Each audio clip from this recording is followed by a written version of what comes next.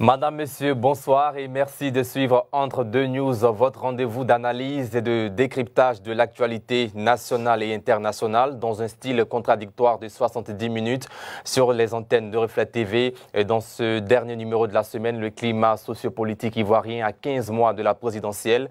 À suivre dans la première partie de l'émission. Et puis dans la seconde partie de cette émission, nous débattrons de la transhumance politique en Côte d'Ivoire. Et pour en parler, j'ai le plaisir de recevoir sur ce plateau Abel Djaouré, membre du conseil politique du RHDP, secrétaire départemental et coordonnateur adjoint du RHDP de la région du Gord. Bonsoir Abel Djaouré. Bonsoir. Et Pulchérik Balé, que vous connaissez très bien, consultante sur l'émission. Bonsoir Pulchérik Balé. Bonsoir Sidi. Et dans la seconde partie de cette émission, nous serons rejoints en plateau par Dr Ousmane Chérif, président du RUMENSI, entendez le réseau des mouvements engagés pour une nouvelle Côte d'Ivoire. Il est par ailleurs membre du bureau national de la JPDCI et analyste politique. Alors tout de suite, place à la première partie de l'émission. Abel Djaouré, première question. À 15 mois de la présidentielle ivoirienne, des Ivoiriens disent que la vie est chère. Ils n'arrivent plus à joindre les deux bouts. Qu'est-ce qui expliquerait cet échec du pouvoir RHDP? Merci, cher ami. Alors, non seulement vous posez une question, mais vous concluez en même temps. Vous concluez sur l'échec de la politique du RHDP. Bon, je ne peux pas vous suivre dans ce sens-là. La vie est chère, on le constate, elle a toujours été chère. Et quand bien même il y a eu des régimes qui se sont succédés, on a toujours chanté que la vie est chère. Donc c'est une rhétorique que tout le monde connaît, que tout le monde chante, mais écoutez, quand on veut de la qualité de la vie, on paye le prix. Donc le pouvoir, ou bien j'allais dire le régime, notre régime fait ce qu'il a à faire. Il améliore donc les conditions de vie des Ivoiriens. Et il y a des facteurs qui ne dépendent pas forcément de notre régime. Et donc tout cela mis les uns dans les autres, bon, on apprécie. Quels sont ces facteurs-là? Mais il y a des facteurs exogènes. Il y a par exemple la guerre en Ukraine qui a donc agi sur un certain nombre d'éléments. Il y a, comment je vais dire, par exemple, quand on parle des denrées périssables qui sont produites par, je veux dire, sur place ici, vous convenez avec moi qu'il y a des denrées dont la fixation de prix ne dépend pas forcément du régime. Pour être simple et clair, aujourd'hui, nous sommes en fin de cycle pour les mangues. Il y a des mois où on pouvait acheter un tas de mangues à 25 francs. Mais aujourd'hui, la rareté se faisant voir, bon, on prend une mangue à 500 francs par exemple. En somme, pour vous, donc, le pouvoir en place n'a pas échoué? Non, pas du tout, pas du tout. Mais il faut être sur une planète pour affirmer que le pouvoir a échoué, le pouvoir actuel a échoué, le régime actuel a échoué. Hein?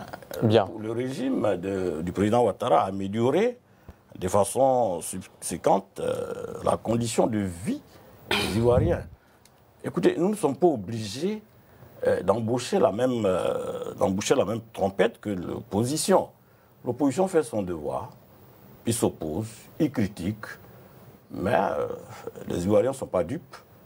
Ils constatent, ils savent d'où nous sommes venus, ils savent où nous allons. Donc la bonne foi est partagée pour ceux qui ont la conscience tranquille. Maintenant, la mauvaise foi la mieux partagée par les opposants comme les Bulchéri, bon, nous on constate. On constate. Merci, le honorable. chien aboie, merci. La caravane passe. Alors, Non, je n'ai pas terminé. Nous aurons l'occasion de revenir sur ce sujet. Pulchérik Balé, pour Abed Dioré, c'est un slogan que la vie a toujours été chère en Côte d'Ivoire. Le pouvoir en place fait de son mieux pour que les Ivoiriens se portent bien, pour que la Côte d'Ivoire se porte bien. Réaction sur ce sujet? Bon, heureusement que les membres du RHDP n'ont pas leur marché à part. Sinon, la réalité, c'est que la vie devient de plus en plus chère et que les raisons ne sont pas forcément exogènes. Il y a des décisions qui dépendent du pouvoir en place qui ont une influence négative sur la cherté de la vie. Par exemple, les questions de monopole. Quand on donne le monopole de l'importation du riz à une seule personne, quand on donne le monopole même des pompes funèbres à une société privée de surcroît qu'on installe dans les hôpitaux publics, quand on ne lutte pas contre le racket parce que la corruption est généralisée, quand le conseil café-cacao, au lieu d'entretenir les pistes rurales pour que les produits sortent plus facilement, donc qu'ils soient plus accessibles, se met dans des débats politiques qui ne le concernent pas, la vie est forcément chère et c'est forcément de la faute du pouvoir en place parce que c'est à lui de développer les stratégies qu'il faut pour que la cherté de la vie ne soit pas intenable comme elle l'est actuellement. Alors nous allons passer rapidement à un autre sujet. Je sais que vous voulez réagir sur cette question, mais allez-y rapidement en 45 secondes. Je veux réagir. Les exemples pris par Pulchérik Balé... je n'ai même pas parlé de l'électricité. Oui, merci. Qui a augmenté à 100%. Oui, merci. Merci de vous rappeler. Merci de vous rappeler. Donc, je voudrais dire, sur les 15 secondes, elle en a pris quelques-unes. Donc, je voudrais dire que c'est des exemples qu'il ne faut même pas prendre. Parce que quand elle parle du monopole de la commercialisation du riz, mais ce monopole de la commercialisation du riz n'a pas commencé, n'a pas vu jour avec, donc ça doit avec continuer. le régime. Non, s'il vous plaît. N'a pas vu jour avec le régime Ouattara. Nous sommes dans ce pays et ce que nous déplorons, c'est cette conscience sélective de nos amis de l'opposition. C'est-à-dire ce qui a existé il y a des années, qui continue d'exister. Alors le régime Ouattara devrait, par un coup de bâton magique, tout débarrasser et partir, tout en se souvenant qu'eux-mêmes, ils étaient au pouvoir il y a quelque temps. Voilà. Donc il ne faut pas faire de la politique... faut pas faire de la politique de sélection de conscience. Il faut être réel, il faut être vrai. Voilà. Le monopole de pompes funèbres. Mais ce n'est pas sous le régime Ouattara que ça a été fait. C'est depuis 2017. S'il vous plaît, nous sommes dans ce pays. Nous sommes sur la même planète. Nous sommes dans le même pays, la Côte d'Ivoire. Nous savons comment les choses sont gérées. Donc, il ne faut pas, parce qu'on veut faire porter le chapeau à un régime, il ne faut donc pas être dans le déni public, dans le déni perpétuel. Voilà. Donc, je pense qu'il y a des faits qui sont réels. Mais quand on va dans certains pays de la sous-région, mais la vie est plus chère qu'en Côte d'Ivoire. Parce qu'il y a des gens qui ne sortent pas. Il y a des gens qui ne sortent pas. Moi, j'ai eu la chance d'être député de CEDEAO. Donc, j'ai fait la sous-région. J'ai fait la sous-région. Bien, honorable. Par exemple, au Sénégal, à Dakar, mais il y a des éléments qu'on ne peut pas comparer en Côte d'Ivoire. Donc, il faut que les Ivoiriens sachent communiquer sur ce qui est réel, sur ce qui est factuel. Pas forcément pour jeter l'opprobre sur le régime. Alors, l'ancien président Laurent Gbagbo était en meeting le week-end dernier dans la ville de Bonois. Le RHDP a mis en place une tribune qu'on appelle les rendez-vous du RHDP. Lors de cette tribune, le ministre Kobenan Kwasi Adjoumani, porte-parole principal du parti, a dit, je cite, « Si le président Alassane Ouattara est candidat, aucun candidat, aucune coalition ne peut lui résister. » Et c'était lors de cette tribune-là. Et donc, est-ce à dire que le bilan du président Ouattara est le meilleur bilan depuis que la Côte d'Ivoire existe et qu'aucune coalition ne pourra en tout cas arrêter le RHDP en 2025? Merci. La question m'est posée? Oui. D'accord. Bon, il a tout dit. Il a dit juste et il a dit vrai. Le bilan parle en votre faveur, c'est ça? Mais bien sûr, c'est évident. Ça, on n'a pas besoin de micro. Le bilan parle en notre faveur. Bien. Il n'y a que les aveugles qui refusent de voir. Alors, Pulchérik Balé, le bilan du président Ouattara est inattaquable. Est-ce que vous partagez cet avis? Si oui, pourquoi? Sinon, pourquoi? Bon, je pense que c'est un avis qui n'est pas réaliste. Il n'y a rien qui soit parfait. Il y a forcément des bons côtés et des mauvais côtés. Donc, forcément qu'il y a des aspects négatifs. Mais dans l'ensemble, c'est positif pour vous? Non, ça ne peut pas être positif. Ce n'est pas positif, ce que je disais. Dans l'ensemble, c'est négatif parce que le social a été mis de côté. On est dans un pays où les gens pensent que c'est seulement les infrastructures qui comptent. Et quelles infrastructures? Et donc, nous qui sommes dans le peuple, ce qu'on constate, c'est que les conditions de vie sont devenues plus difficiles. Et je pense aussi que dire comme ça qu'ils vont forcément gagner, c'est un peu prétentieux. Il faut d'abord assainir le système électoral et puis on verra vraiment qui, parmi les forces en présence, est vraiment le plus fort. Parce que... Parlons du système électoral, on aura l'occasion de revenir tout à l'heure sur ce sujet, mais parlons des raisons qui ont permis au ministre Adjoumani de dire la citation précitée. Il dit qu'Alassane Ouattara est un redoutable et redouté, il travaille bien, il a développé bien la Côte d'Ivoire. Nous sommes sublimés par ce qui se passe. On se dit, mais est-ce que nous sommes en Côte d'Ivoire? Tels sont ses propos. Bon, le ministre Adjoumani, il est dans son rôle et il a toujours été comme ça. Et donc, ce n'est pas étonnant. Mais sinon, depuis que le président Ouattara est là, comme j'ai dit, il y a eu un recul sur plusieurs plans. Il y a eu un recul démocratique, il y a une asphyxie sociale que nous, on ressent. Maintenant, si le ministre Adjoumani est sur une autre planète, bon, il sait de quoi il parle. Sinon, nous, en tant qu'Ivoiriens, on ne dirait pas ce qu'il a dit. Parce qu'il y a vraiment beaucoup de problèmes. Abed Djouré, Pulchérik Balé relève un recul démocratique. Elle parle d'une asphyxie sociale. Réaction? Recul démocratique... Je peux développer. Hein. Recul démocratique, mais j'allais vous demander de développer. Oui, il n'y a pas de parce problème. qu'effectivement, on a l'impression que nous ne sommes pas sur la même planète. C'est ça. On a l'impression. Parce que pour qu'on parle de recul démocratique, il y a des faits qu'il faut juger. Quels sont ces faits-là qu'il faut juger qui nous parlent de recul démocratique?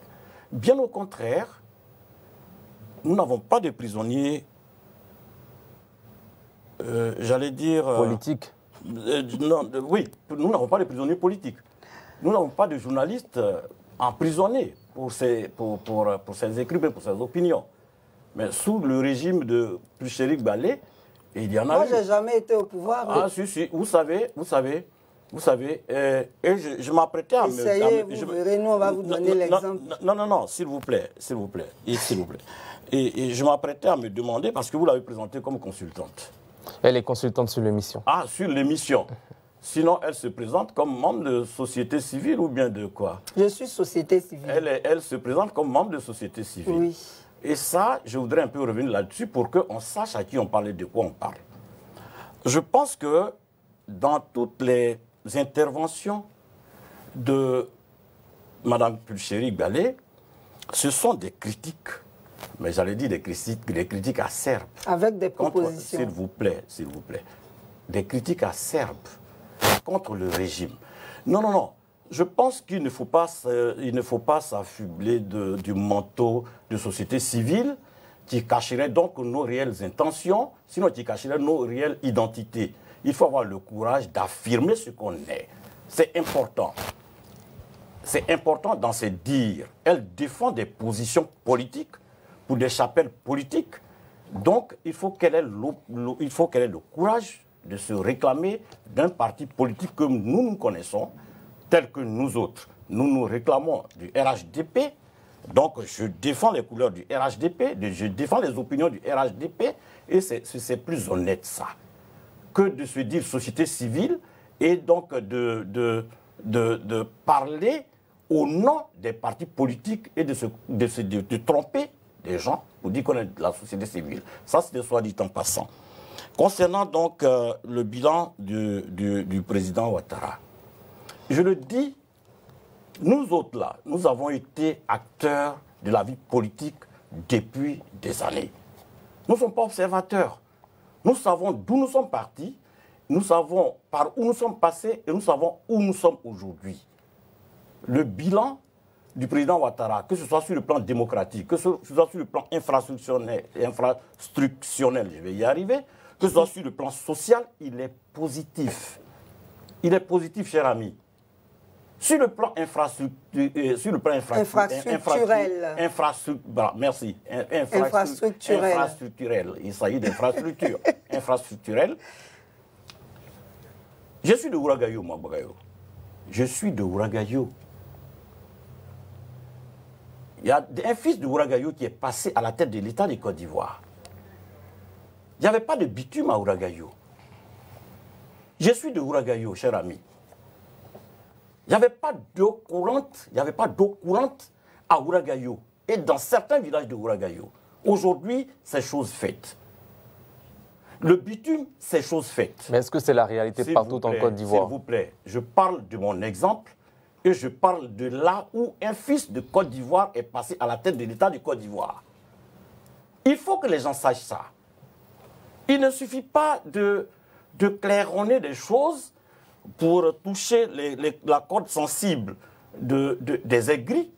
Non, il suffit de lire les réalités en face. Il suffit de voir que la Côte d'Ivoire a progressé sur tous les plans, je dis. Bien. Sur tous les plans. On vous a bien compris, la Côte d'Ivoire a progressé sur tous les plans. Pour question de temps, honorable. Bon, on vous donne rapidement 30 secondes pour question de temps. Nous avons d'autres sujets à aborder. Allez-y, rapidement. En quoi il y a eu recul démocratique en Côte d'Ivoire? Des leaders politiques peut-être toujours en exil. On prend le cas de Guillaume Soro. Mais c'est un choix qu'il a fait. Moi, j'étais avec Guillaume Soro. On le sait tous. Alors, pourquoi moi je suis ici? Mais pourquoi je suis ici? Vous n'êtes pas poursuivi par la justice ivoirienne. Je n'ai pas compris. Vous n'êtes pas poursuivi par la justice ivoirienne. Mais pour être poursuivi, il faut être dans un délit. Il faut avoir combien de délits? Alors, il y a des exemples qu'il ne faut même pas prendre et que vous continuez de prendre. Merci, honorable, on vous a bien compris. Plus Chérif Ballé, réaction rapide sur ce sujet en 1 minute afin qu'on puisse continuer. Pour l'honorable Abel Dioré, la Côte d'Ivoire va bien, tout va bien. Oui, ils sont sur leur planète, c'est tout à fait normal. Ce que je voudrais préciser, c'est qu'il y a une certaine ignorance du rôle de la société civile et je pense que son intervention me permet de le clarifier. La société civile travaille dans le développement et elle n'a pas de sujet qui lui soit interdit. Et les activités de la société civile sont des activités politiques parce que nous travaillons aussi dans le contrôle de l'action publique. Contrôle citoyen de l'action publique, c'est de critiquer justement tout ce que les politiques publiques... Et d'apprécier aussi, hein, quand c'est bien fait. Quand c'est bien, on le dit. Mais moi, je ne vous ai jamais vu. Beaucoup... Non, je ne vous ai jamais vu apprécier. Mais vous ne me suivez pas. Ah, si. Vous ne me suivez pas. Si. Mais si je ne vous suis pas, comment je peux... Si vous me suiviez, vous saurez que quand c'est bon, on apprécie. Si je ne vous suis pas... On a apprécié quand la poche de sang est passée à 3500 sous le ministre Demba. Récemment, il y a eu l'attestation. Mais il n'y a pas beaucoup de choses. Il n'y a pas beaucoup de choses. Mais il n'y a rien de pire. Laissez-moi terminer. Restez sur votre planète. Donc je disais que apprécier les choses à leur juste valeur. Les gens ignorent le rôle de la société civile. Quand la société civile fait le contrôle citoyen de l'action publique, vous galvaudez le rôle de la société civile. De tout ce que le pouvoir en place fait et pour faire aussi des propositions, en général, les gens n'apprécient pas. Et on assimile cela à l'opposition. Dans tous les cas, ce n'est pas un délit d'être opposant, donc ce n'est pas un problème. Et je n'ai pas apporté un manteau parce qu'il n'y a pas quelqu'un dans ce pays-là qui me fait peur. Le jour où je vais décider d'être d'un parti politique, je le ferai franchement, et puis ça fait quoi? Bien, on vous a bien compris. Les transhumants, là, on leur a fait quoi? Honorable, maintenant. Honorable. Je suis société civile, merci. Et je créerai une société civile forte. Pas du tout, mais pas du tout. Merci, honorable.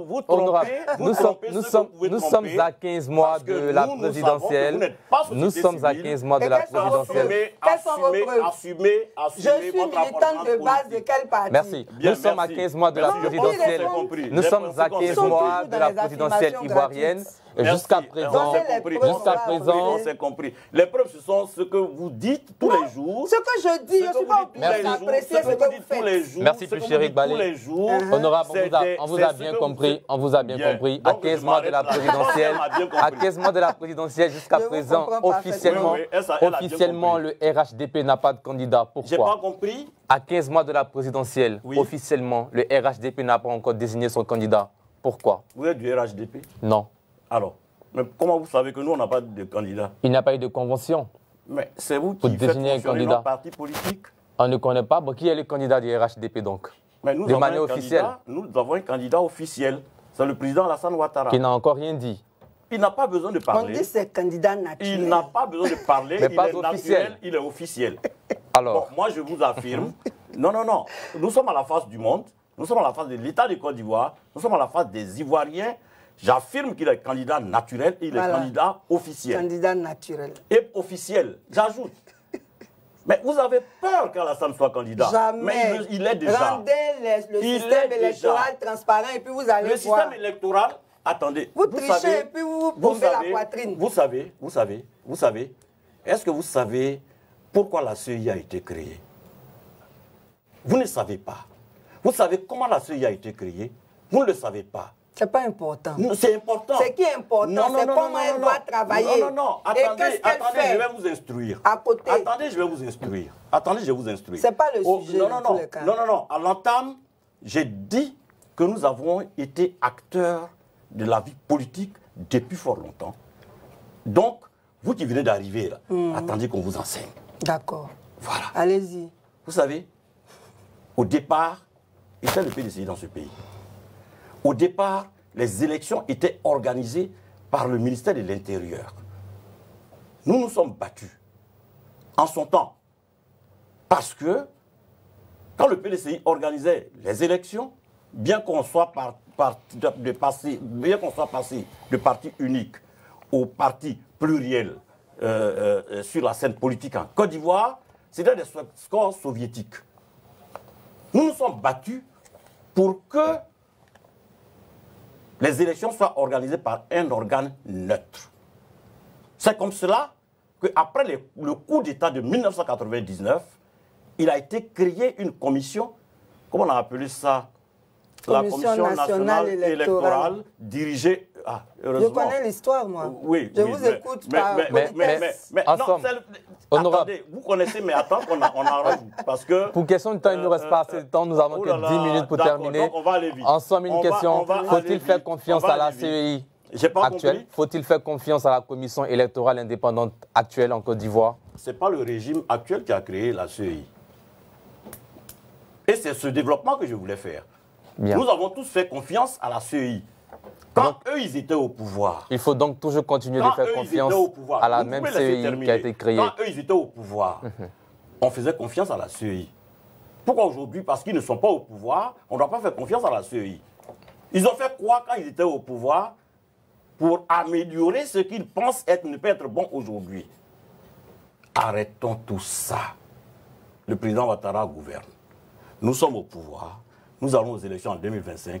Nous gagnons les élections et puis nous continuons à développer la Côte d'Ivoire pour le bonheur des Ivoiriens. Bien. N'en déplaise à eux. Pulchérik Balé, depuis son retour de la haie, ces grands rassemblements se multiplient. Laurent Gbagbo draine du monde, pareil avec le nouveau président du PDCI RDA.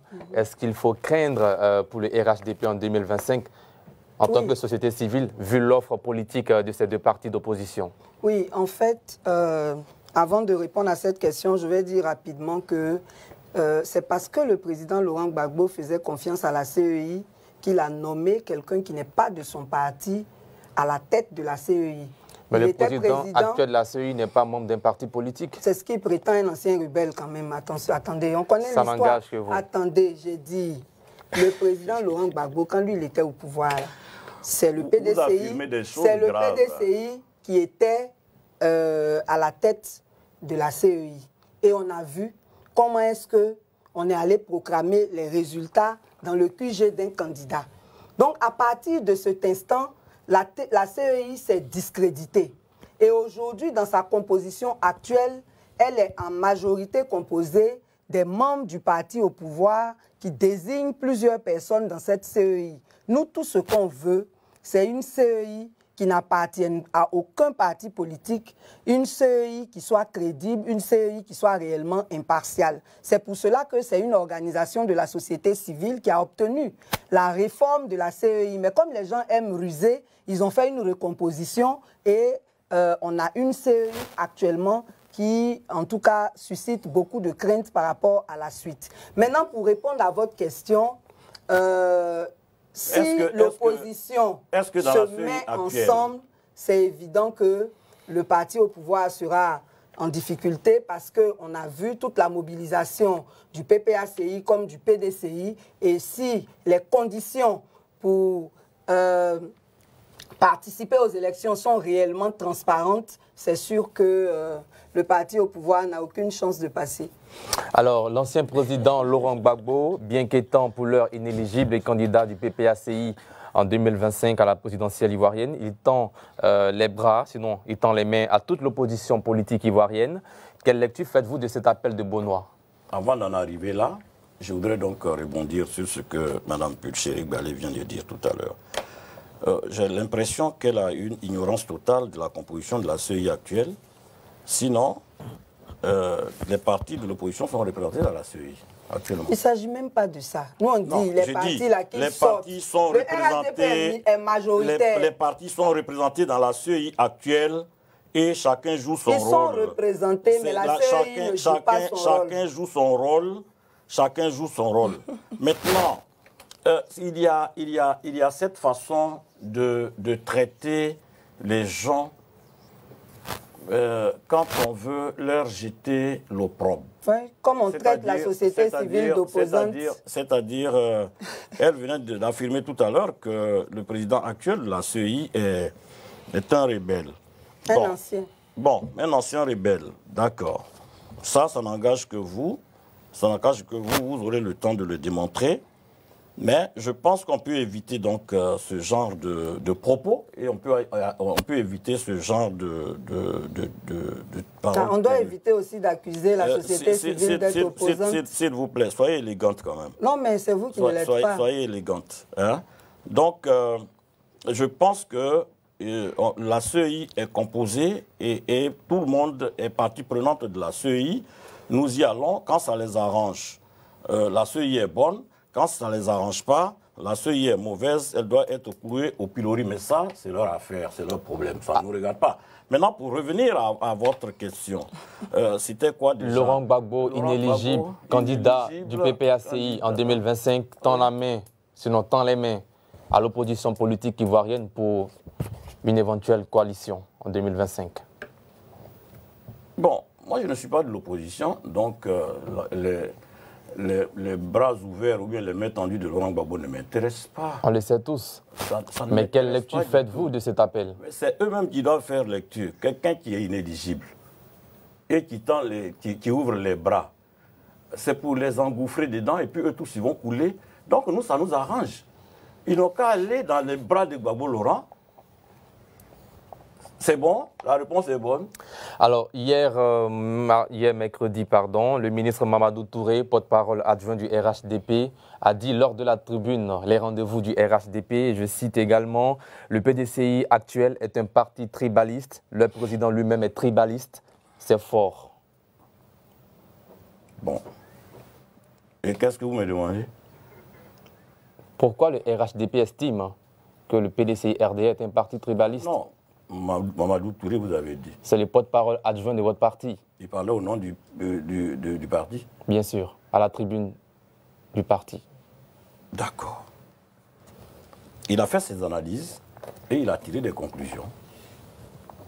Il a fait des analyses, il a fait des observations, il a fait des analyses et il a tiré des conclusions.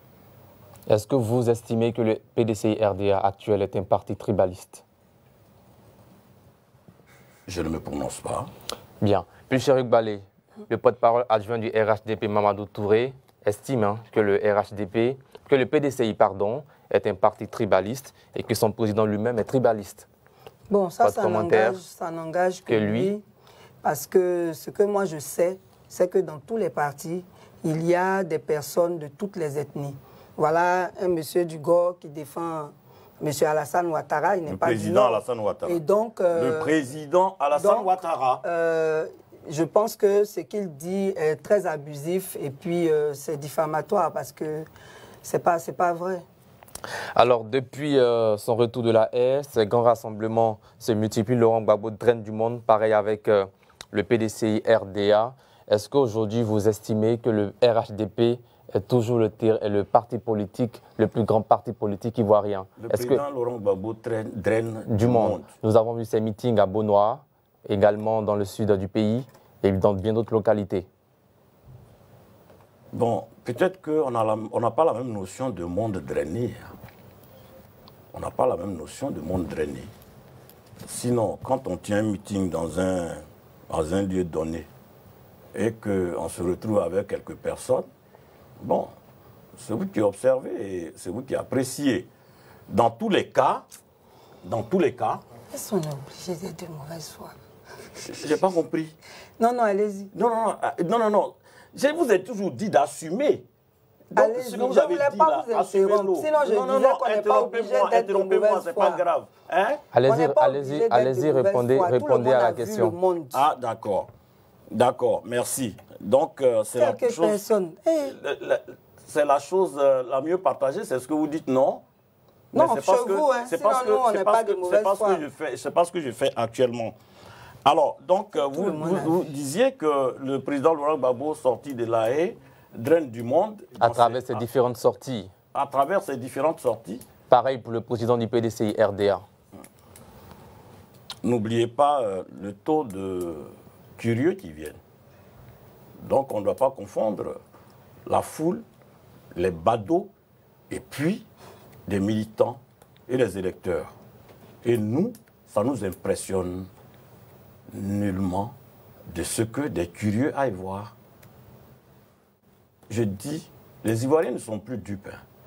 On a fini avec cette politique de flatterie, de ce populisme. Non, on a fini avec ça. Aujourd'hui, les Ivoiriens connaissent la qualité de la vie. Et ils savent qui... Avec les déguerpissements. Oui, les déguerpissements, les déguerpissements, c'est vous là qu'on déguerpit. Parce qu'on dit de ne pas être là où il faut. Les gens ont leur ACD et puis on les déguerpit. Non. Quand vous êtes hors la loi, on vous déguerpit. Quand on a ACD, on est hors la loi. Quand vous êtes hors la loi, vous avez vu combien d'ACD brandis? Beaucoup. À GESCO, tout le monde a ACD là-bas. Non. Et c'est pour ça que Gbagbo est allé là-bas. Ça n'a rien à voir. Vous êtes obsédé par le président Gbagbo. On est en train de parler de la qualité de vie des populations. Vous parlez du président Gbagbo. Quel rapport? Merci. Quel rapport? J'ai dit à GESCO, les gens ont assez de vie, on les a déguerpis. Il y a un problème. C'est ce que j'ai dit. Merci. C'est pas ça la qualité de vie. On vous a bien compris. On vous a bien compris. Dernière question. Non, pas du tout. Mais si, vous venez de le faire. On vous a bien compris, honorable. On parle de la qualité de vie des Ivoiriens. Il nous reste 30 secondes. Il nous reste 30 secondes pour terminer cette partie. Je l'ai cité. Merci. Il reste 30 secondes. Je l'ai cité. 30 secondes. Lui, il a voulu que j'intervienne sur le président Gbagbo. Quel rapport est la qualité de la vie actuellement? Gbagbo ne draine que des curieux. C'est bien. Rendez les conditions des élections transparentes. On verra qui draine des électeurs et qui draine des curieux. Merci, Pucheri Balé. On aura 30 secondes. Les conditions des élections sont transparentes. Les élections, les conditions sont transparentes sous Alassane Ouattara que ce l'était sous les autres. Merci, on vous a bien compris. Merci. C'est malheureusement la fin de cette première partie de l'émission. Merci à vous, Pucheri Balé, d'être passé. Malheureusement, c'est le temps qui vous est imparti est arrivé à son terme. On vous a demandé d'écouter, de vous calmer, vous n'avez pas voulu. Nous sommes malheureusement au terme de cette première partie de l'émission. Merci à Pucheri Balé. Nous allons être rejoints tout à l'heure par un second invité, mais avant la publicité.